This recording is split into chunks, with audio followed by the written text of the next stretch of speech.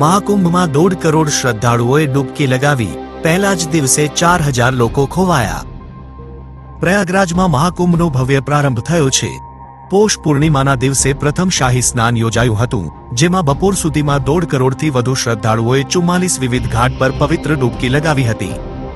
ભક્તો પર હેલિકોપ્ટર દ્વારા પુષ્પવર્ષા કરવામાં આવી હતી।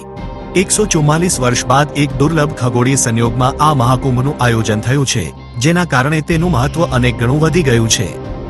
દેશના ખૂણે ખૂણેથી લાખો શ્રદ્ધાળુઓ પ્રયાગરાજ પહોંચ્યા છે। ભારે ભીડના કારણે પ્રથમ દિવસે જ લગભગ 4,000 લોકો પોતાના પરિવારજનોથી વિખૂટા પડી ગયા હતા, પરંતુ ખોવાયેલા મળેલા કેન્દ્રની મદદથી મોટાભાગના લોકો ફરીથી પોતાના પરિવાર સાથે જોડાઈ ગયા હતા।